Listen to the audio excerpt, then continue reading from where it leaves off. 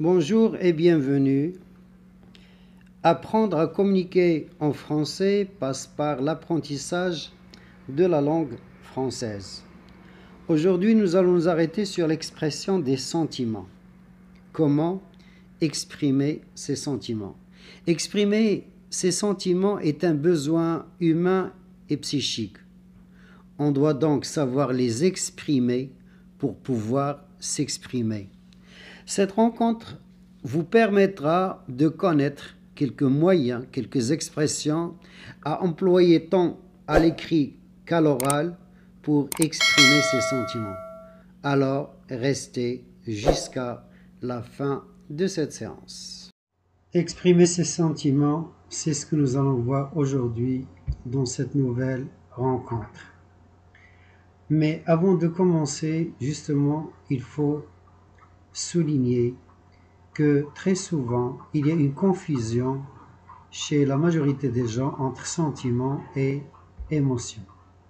Donc, je dois tout d'abord souligner que les sentiments et les émotions ne sont pas la même chose. Donc, il ne faut pas les confondre. Pourquoi? Parce qu'ils ne réfèrent pas à la même chose, à la même situation. Alors, l'émotion est quelque chose de très fort qui nous envahit et nous perturbe. On dit une émotion me traverse. Mais le sentiment est un état émotionnel conscient. Donc, c'est ça la différence entre l'émotion et le sentiment. Et on dit aussi que les émotions traduisent les sentiments. Ce sont des symptômes de sentiments. Alors, il existe plusieurs sentiments, beaucoup de sentiments que nous devons décrire ou exprimer. Aujourd'hui, on va parler de 3 sentiments que nous serons appelés à décrire, soit par écrit ou bien oralement. Donc, on va commencer par voir comment exprimer sa joie. Quelles sont les expressions qu'on peut utiliser pour traduire sa joie? Premièrement, on recourt à la comparaison. J'étais heureux comme un poisson dans l'eau, ou bien j'étais heureux comme un oiseau dans l'air. Donc, 2 comparaisons qu'on utilise très souvent pour décrire sa joie. On peut aussi exprimer sa joie par dans la phrase suivante: un large sourire se dessine sur mon visage. On peut dire aussi, pour exprimer sa joie, la vie me sourit. On peut dire aussi, je nageais dans la joie, ou bien je baignais dans l'allégresse. Donc, vous avez 2 expressions différentes, nager dans la joie, ou bien baigner dans l'allégresse. J'étais au comble de la joie, ça veut dire j'étais au maximum de ma joie. Et vous avez aussi, j'avais des larmes de joie. On peut aussi sauter de joie lorsqu'il s'agit d'une joie démesurée, illimitée. On peut aussi exprimer sa joie comme dans la phrase suivante: j'étais en liesse.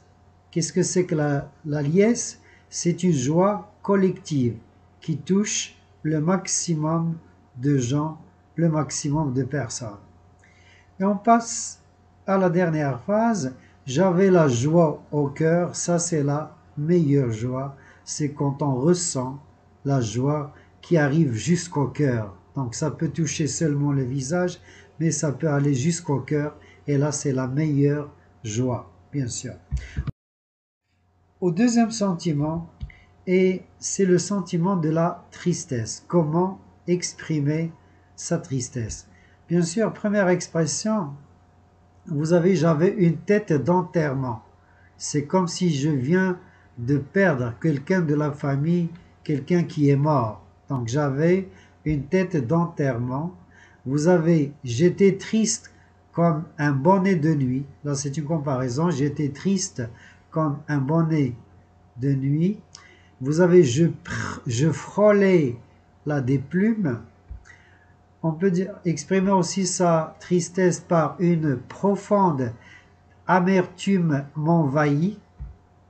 On peut dire aussi traduire sa tristesse. J'étais triste comme le ciel noir. Là aussi, c'est une comparaison. On peut exprimer sa tristesse en disant je baignais, je nageais dans la tristesse. On peut dire aussi je deviens pâle comme la mort. Je deviens pâle comme la mort. On peut dire aussi je perdis le goût de vivre. Et là, c'est grave. Quand on perd le goût de vivre, on est au seuil du suicide. Donc rien n'a de goût pour nous. Vous avez j'étais morose, la morosité, j'étais cafard, j'étais maussade, j'étais déplorable, 3 adjectifs qui traduisent bien sûr la tristesse. Cafard, maussade, déplorable. J'avais une figure morne. Morne, ça veut dire triste. Et on passe au 3e sentiment, et c'est le sentiment de la peur. Comment exprimer sa peur? C'est ce que nous allons voir tout de suite. Alors dans la première phrase, vous avez la panique me prend. Il y a le verbe paniquer, cesse de paniquer. Alors qu'est-ce que ça veut dire paniquer? C'est avoir tellement peur qu'on ne peut pas prendre une décision ou bien chercher une solution. Mon cœur battait la chamade, ça veut dire mon cœur qui battait, on a le cœur qui bat très très vite quand on a peur. Vous avez le sang se glaça dans mes veines, donc on a là ce qu'on appelle la sueur froide. Vous avez j'arrivais à peine à respirer, ou bien ma gorge se noie. Donc quand on a peur, on a des problèmes de respiration et même de parole. On ne peut pas parler, on peut bégayer. Alors mon corps se raidissait, c'est-à-dire que le corps devient raide, dur. Vous avez j'avais la chair de poule, bien sûr, je tremblais comme une feuille. Vous avez mes cheveux se hérissaient, se drissaient. Donc quand on a peur, il y a les cheveux qui se dressent, comme les poils du hérisson. Vous avez aucun son ne sortait de ma bouche, je perdis l'usage de la parole. Donc quand on a très peur, on ne peut pas parler, on ne peut pas crier pour demander secours. Je perdis connaissance, là c'est le sommet de la peur. Quand on voit quelque chose d'effrayant, on peut perdre connaissance, on peut tomber évanoui. J'avais des jambes comme du coton, ça veut dire que les jambes se vident.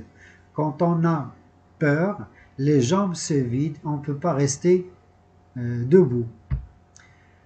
Et vous avez je tremblais comme une feuille, donc c'est une comparaison. Et voilà, donc mes dents claquaient, donc quand on a peur, il y a les dents qui claquent. Et voilà, c'était la fin, c'était la dernière phase, et c'était la fin de cette rencontre.